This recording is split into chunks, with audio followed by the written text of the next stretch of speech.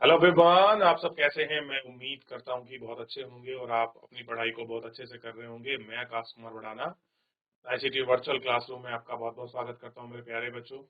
जैसा आपको पता है मेरे प्यारे बच्चों, हमारी बेसिकली आपका 10th क्लास है।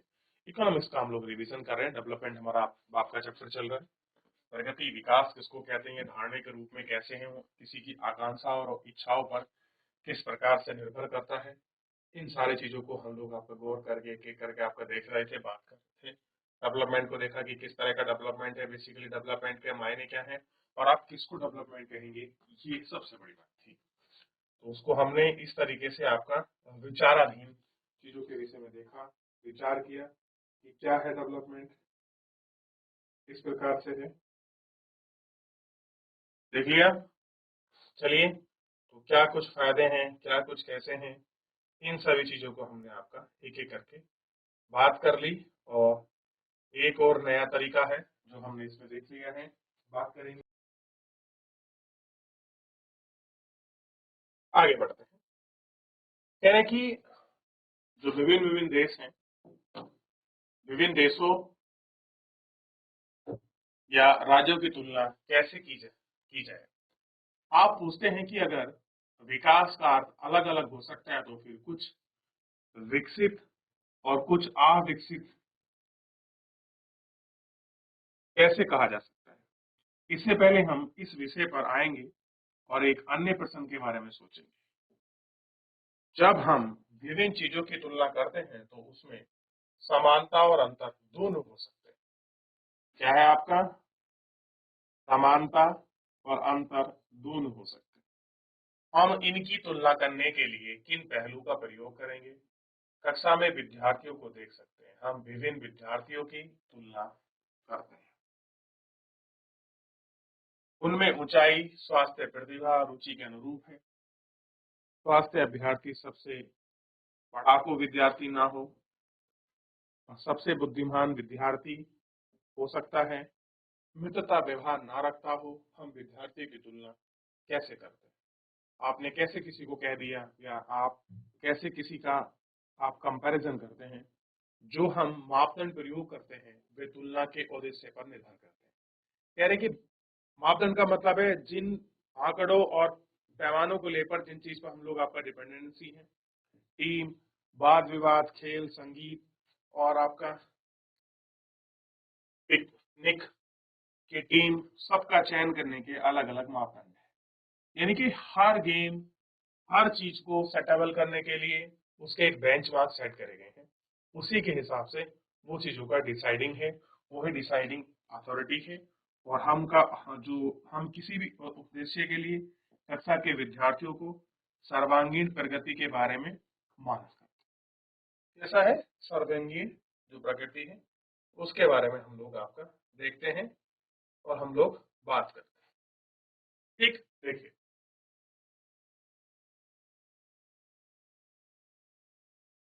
उसी प्रकृति पर जुड़ी जो आपकी निर्भरता है उस पर भी हम ये सारी चीजों को आपका अच्छे से देखते हैं कि वो किस पार रहा है, कैसी सामान्यता है, तुलनात्मक अध्ययन क्या है, कैसे तुलनात्मक अध्ययन किया जा रहा है और किन चीजों पर किया जा रहा है। इन सभी के विषय में हम लोग आपका देखते हैं और विचार।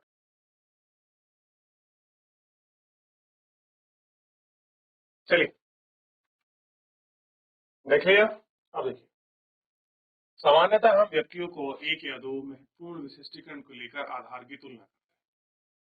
तुलना के लिए क्या महत्वपूर्ण है, विशिष्ट चुनी जाती है और मतभेद हो सकता है। विद्यार्थी का मित्रतापूर्ण व्यवहार और सहयोग की भावना उनकी रचनात्मक द्वारा प्राप्त अंक है।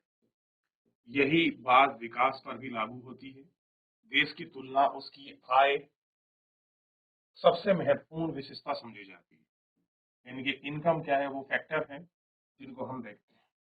देश की आय अधिकतर उन काम वाले अधिक विकसित समझा जाता है, समझ पर आधारित है। आय अधिक देशों में मानवीय आवश्यकताओं और सभी वस्तुओं का अधिक होना, लोगों को पसंद है और उन पर पास होना, उन सभी वस्तुओं को अधिक आय और प्राप्त कर पाएंगे और उसमें आप समझ पाएंगे। अब एक देश की आय क्या है? अंतर्दृष्टि किसी देश की आय उस देश की सभी निवासियों की आय है। उससे हम देश की कुल आय ज्ञात करते हैं। लेकिन देश के बीच कुल तुलना और उसकी आय इतनी उपयुक्त माप नहीं है, क्योंकि देश की जनसंख्या अलग होती है। कुल आय करने से हमें ज्ञात नहीं होता है कि औसत व्यक्ति आय क्या काम कर सकता है। देश दूसरे देशों के लोगों से बेहतर है, औसतन आय की तुलना करते हैं। एक देश कुल आय से भाग देकर उसकी देश में, यानी कि total population upon total income से डिवाइड कर कर हम लोग क्या निकालते हैं, एवरेज आय निकालते हैं। उसी से निकलती है पर कैपिटल इनकम, सीपीआई जिसको कहा जाता है। तो साहब ज्ञात कैसे करते हैं, टोटल पॉपुलेशन अपॉन पूरी आय, मतलब हम ज्ञात करते हैं total population upon total income से, यानी कि पॉपुलेशन अपॉन इनकम से हम डिवाइड करेंगे। अब क्या निकलेगी, पर कैपिटल इनकम।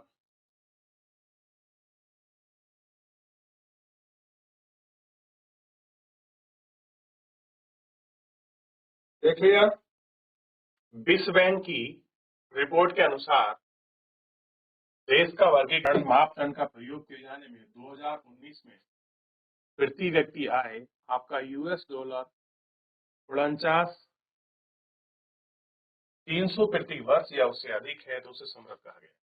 अगर कोई व्यक्ति इतना आपका $, में कमा रहा है, कितना, इतना, और आपका प्रति वर्ष कमा रहा है, तो वो कैसा है, बहुत समृद्ध है, बहुत अच्छा है, बहुत रिच कैटेगरी में, और उसकी आय को क्या माना गया, समृद्ध और उच्च आय माना गया है। इसको क्या माना गया है, उच्च आय माना गया। देश और उनकी प्रति व्यक्ति आय $, में 25 प्रति, अगर किसी की 2500 प्रति वर्ष है तो उसे कम माना गया है और उसे निम्न आय वाला देश कहा गया है। दो कैटेगरी बना दी, पहला कैटेगरी और दूसरी। जो ये कमा रहा है उसको हमने डेवलप कह देंगे और उसको जो कह देंगे अंडर डेवलपिंग, क्योंकि प्रति व्यक्ति आय 2019 में 670 प्रति वर्ष थी। समृद्ध देशों में जिनके मध्य पूर्व के कुछ देश, यानी कि मिडल ईस्ट के कुछ देश हैं जो सामान्य छोटे देश हैं, वो उसमें शामिल नहीं है, को आमतौर पर विकसित देश कहा जाता है। क्या कहा गया उनको, डेवलपिंग कंट्री। यानी पर जहां पर 2019 को था 49300 प्रति व्यक्ति अगर वार्षिक डॉलर के रूप में कमा रहा है तो वो क्या नहीं है, वो गरीब नहीं है, वो आपका समृद्ध देश की कैटेगरी के अंतर्गत उसको रखा गया। ध्यान रहेगा क्या रखा गया है, समृद्ध देश की कैटेगरी के अंदर रखा।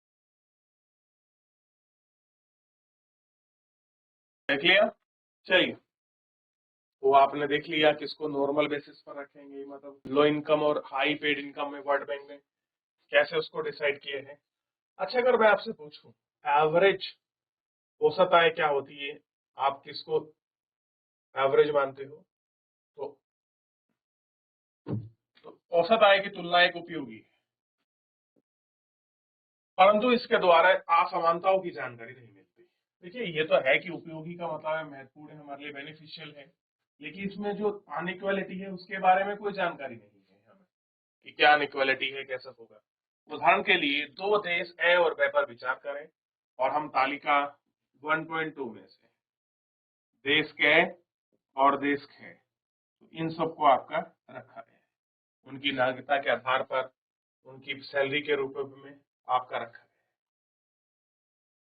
क्या पसंद है, और हमें उन्हें आश्वासन दिया है और उनमें से 5 नागरिक हैं, उनमें हो सकते हैं, अगर हमारी नागरिकता में संख्या लॉटरी के द्वारा निश्चित हुई होगी तो ज्यादातर लोग ए में से रहना पसंद करेंगे। कहीं की मासिक आय इतनी, इस रूप में आपका व्याख्यान की गई। तो अब आपको इनकी एवरेज निकालना है, तो एवरेज निकालने के लिए इनको जोड़ दीजिए, इनको जोड़ दीजिए, इनको, तो जो भी आपका टोटल आएगा उसको 5 से डिवाइड करिए, फिर एवरेज निकलेगी, फिर इनको जोड़िए और इसको भी 5 से डिवाइड करिए, तो एवरेज इनकम निकल के आएगी। और आप ऐसे ही देश में रहना पसंद करोगे जहां पर औसत आय अच्छी हो। तो कह रहे हैं यदि दोनों देश की एवरेज इनकम औसत आय क्या देश के से बहुत अमीर हैं, क्योंकि अमीर गरीब जैसे के ज्यादा नागरिक हैं तो वे व्यक्ति अमीर यद्यपि औसत एवरेज की तुलना उपयोगी है, लेकिन यह पता नहीं चलता लोग किस प्रकार वितरण है, यानी कि डिस्ट्रीब्यूशन और अनइक्वालिटी आपका एवरेज इनकम से क्लियर नहीं होती, बल्कि पता लग जाता है कि भाई यहाँ देश में लोग ठीक कमा रहे हैं या कुछ एवरेज इनकम लो है। बस ये हमारे सामने। आगे बढ़े। अब है आय और अन्य मापदंड। जब हमने व्यक्तिगत आशंकाओं और लक्ष्यों को देखा तो पाएंगे कि लोग बेहतर आय के बारे में नहीं सोचते, बल्कि अपनी सुरक्षा, दूसरों से आदर और समानता का व्यवहार पाना, आजादी इत्यादि पसंद करते हैं। तो ये सारी चीजें हैं जो लोग पसंद करते हैं।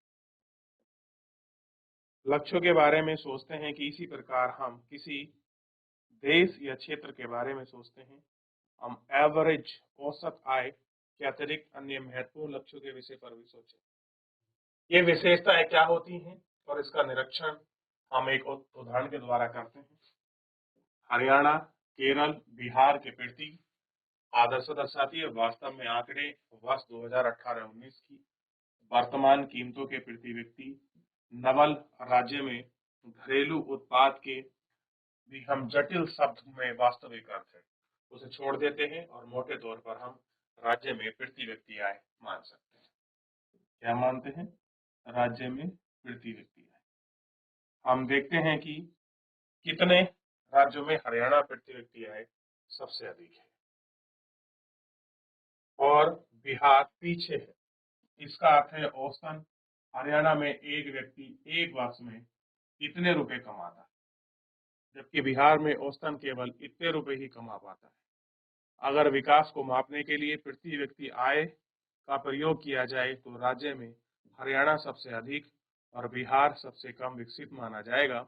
जब हम इन तीनों राज्यों के कुछ आंकड़ों पर नजर डालते हैं तो तालिका 1.4 में तो प्रति व्यक्ति में नेट इनकम क्या है, उसकी ग्रोथ, स्टेट ग्रोथ क्या है, पर कैपिटल में कैसे उसको डिफाइन किया गया है, और कहीं पर एवरेज इनकम के रूप में देखें तो बिहार में लोएस्ट जाएगी और हरियाणा में अच्छी जाएगी, क्योंकि पर कैपिटल इनकम जो है हरियाणा में ठीक है as to compare for Bihar. तो प्रति व्यक्ति क्या आप उसको इस आप कैटेगरी में मानोगे? लेकिन लिटरल में अगर आप यहाँ देखोगे तो तीन स्टेट का कंपैरिजन किया गया है, 1, 2, 3, हरियाणा, केरल और बिहार।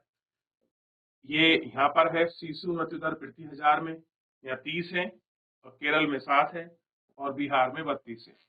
वहीं साक्षरता लिटरेसी 80% है और 96% है और यह 71% है। नवल उपस्थिति, जो बच्चे 14 से 15 वर्ष की आयु में वो कितने स्कूल जा रहे हैं, या 67 है, 77 है या 55 है। लेकिन इनकम के मामले में पहले नंबर पर है, ये दूसरे नंबर पर और ये तीसरे नंबर पर। तो उसी हिसाब से उसका चाइल्ड डेथ रेट, एजुकेशन लिटरेटी, लिटरेसी, एजुकेशन आपका लिटरेसी क्या है और आपका नेट आपका अटेंडेंस आपका रेशो क्या है पर 100 आपका लोगों में। तो ये रिपोर्ट है, इसके आकलन पर आप बहुत सारी चीजों को देख सकते हैं मेजर। चलिए अब देखिए, इस तालिका का प्रयोग कीजिए और कुछ शब्दों की व्याख्या कीजिए। जैसे शिशु मृत्यु दर, इसी वर्ष में पैदा हुए 1000 जीवित बच्चों में से एक वर्ष से पहले ही मर जाने वाले बच्चों का अनुपात दिखाता है। यानी कि 1000 बच्चे थे, किसी एक साल में पैदा हुए, मान लीजिए 2020 में पैदा हुए, उनमें से ऐसे कितने बच्चे हैं जो एक साल से ही पहले उनकी मृत्यु हुई। उसी का क्या ज्ञात करते हैं हम लोग? अनुपात।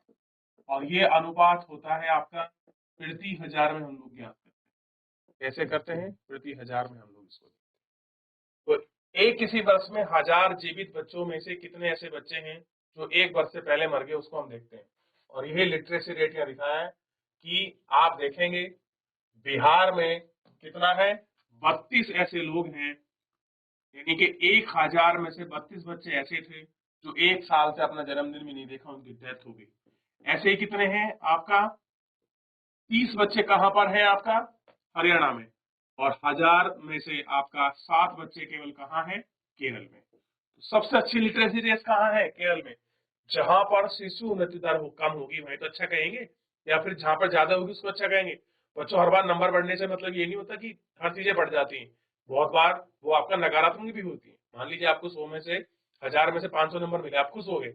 लेकिन यहाँ बात हो रही है आपका शिशु मृत्यु दर की, जो आपका प्रति 1000 में है। ठीक, तो ये डाटा आपको दिखाया गया था और इसी ताकि आप आपका समझ सके, इसी को मैंने ये बनाकर आपको समझाया। ठीक, साक्षरता दर 7 वर्ष या उससे अधिक आयु के लोग जनसंख्या का अनुपात।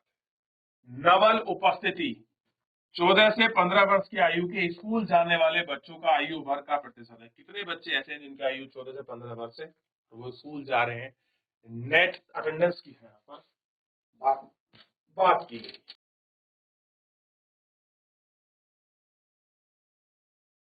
यह तालिका आपको दर्शाती है कि पहला स्तंभ दर्शाता है कि केरल में 1000 जीवित बच्चों में से पैदा हुए केवल 7 बच्चे एक वर्ग की आयु पहले ही वो मर जाते हैं। हरियाणा में कितना है? 30 था। केरल का अनुपात 3 गुने से ज्यादा था। ठीक, दूसरी ओर हरियाणा प्रति व्यक्ति आय में केरल से ज्यादा है।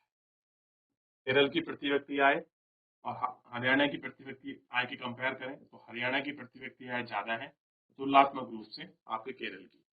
तालिका में देखा हमने 1.3 में, सोचिए माता पिता के लिए आप कितने प्यारे हैं। सोचिए कि सब लोग कितने प्रसन्न होते हैं जब कोई बच्चा जन्म लेता है। ऐसे माता पिता के बारे में सोचिए जिनके बच्चे अपने जन्म से पहले दिन से ही मर जाते हैं। ऐसे माता पिताओं को कितना दुख महसूस होता होगा। दूसरा यह देखिए कि आंकड़े किस वर्ष के हैं? 2018-19 के। हम बहुत पुराने समय की बात नहीं कर रहे हैं। ये हमारी स्वतंत्रता के 70 के बाद की बात है, जब हमारे देश में आपके बड़े शहर ऊंची इमारतें खरीदते आपके शॉपिंग मॉल से भरे हुए। कह रहे कोई बहुत पुरानी बात नहीं कर रहा, आज की बात कर रहा भैया। शॉपिंग मॉल बड़े, बड़ी बड़ी आपकी बिल्डिंगें बनी हुई हैं, लेकिन आप डेट रेट देख लो, कहीं पर आपका 30 है, कहीं पर आपका 32 और कहीं पर 7 है। ये तो बहुत ही गंदा हिसाब है कि 1000 में से इतने मर रहे हैं। और क्या नहीं, हम बात करें कि भाई हम पैसे वाले हैं और हमारे पास बड़े बड़े आपको शॉपिंग कॉम्प्लेक्स है, ये खोल दिया, लेकिन हेल्थ जो आपका फैसिलिटी है उसका हमने क्या कर रखा है वो हमारे सामने है। कह रहे इस शिशु समस्या दर आपका समाप्त की जा सकती है। तालिका 1.4 के अंतिम स्तंभ को देखिए और कह रहे हैं कि बिहार में लगभग आधे बच्चे 8वीं कक्षा के बाद स्कूल नहीं जाते। मान लो 100 बच्चों ने एडमिशन लिया, तो रेयर है कि वो आपके 50% बच्चे क्या कर लें, 8वीं के बाद आपका कहाँ चले जाएं, स्कूल चले जाएं। यदि आप बिहार के किसी स्कूल में पढ़ेंगे तो आप प्रारंभिक और दोनों बच्चों में आप उनको गायब हो जाएंगे। अगर आपने पढ़ा है तो शायद पहले वो मिल जाए और बाद में वो आपको दिखाई भी ना दे, ऐसे भी स्थिति हो सकती है। ठीक, तो आप प्रारंभिक क्लास में आधे बच्चे गायब हो जाएंगे। जिन स्कूल में बच्चे होने चाहिए वहां नहीं होते, आपके साथ ऐसा होता है तो आप सब ना पढ़ने जा रहे होते। तो ये सारी स्थिति को दिखाता है कि भैया डेवलपमेंट क्या है, आप रियल में डेवलप किसको मानते हैं। आप कह रहे हैं कि वो राज्य ज्यादा आय वाला है, वो कम वाला है। क्या आय आपका सारे फैक्टर्स को आपका तय करती है, या खाली जो है बस एक दो चार चीजें हैं जो आय के मानक को आपका तय कर रही हैं, उनको आप देखिए। तो ये सारी चीजें हैं। तो फिलहाल जो है मेरे प्यारे बच्चों, आज के इस लेक्चर में ही इतना ही करेंगे। पहले एक बार आप देख लीजिए, पढ़ लीजिए, एक बार किसी को डाउट कोई क्वेरी है मुझसे पूछ लीजिए।